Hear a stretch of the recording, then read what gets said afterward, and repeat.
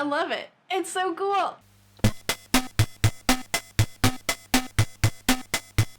Let's make a workbench together. You might be thinking, Emma, why? That's a great question, and I'm glad you asked. I want to build this workbench for a few reasons. I want to not use the picnic bench in my backyard. Working on a project like this feels like a great way to improve my woodworking skills. And workbenches are expensive. Can I do it for cheaper? I was researching workbenches and DIY options, and I came across Neil the Garage Guy's YouTube channel, and they have a whole video and downloadable plans for a simple workbench. And that's what we're gonna be building. The reasons I really liked this plan were that it was made with tools I already own. There's a supply list included, and Neil has the smaller bits linked on an Amazon affiliate page. And to redeem that Amazon purchase, I'm gonna hit up some of the local shops for the lumber. First, I went to the Rebuilding Center, which is a creative reuse non-for-profit here in Portland.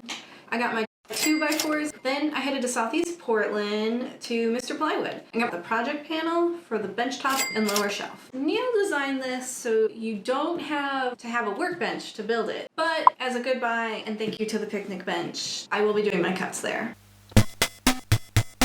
We're at the picnic bench in the backyard, and we're going to be making our cuts. That's our apron assembly, our forelegs, our crossbar, and our lower shelf. What's going to make this super simple is we're going to make all of our cuts with a circular saw and a T-square clamp to the wood for a straight edge. And it's the next day. We're ready to dig back in. With the cuts done, all we have to do is assemble. Something I'm really excited about with this build, which was one of my goals of upping my skills, using this countersink bit.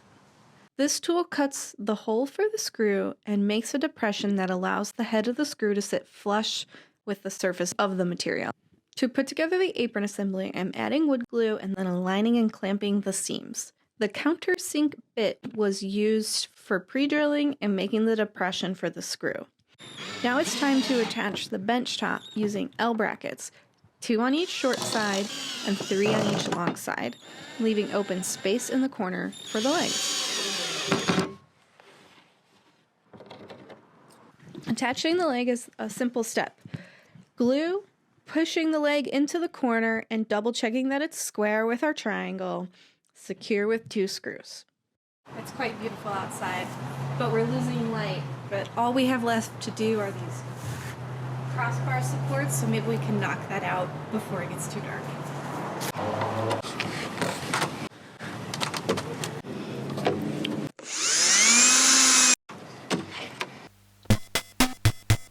We're on our last step. I opted for a caster that connects at 4 points with a lock.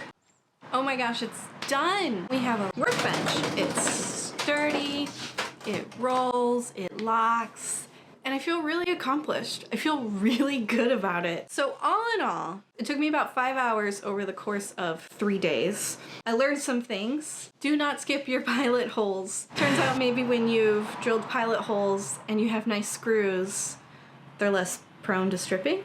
I love it. It's so cool. I have enough storage that I feel like hopefully I will keep the bench top clear so that when I need to build my next thing, I don't have to take stuff off as like a barrier to getting something done.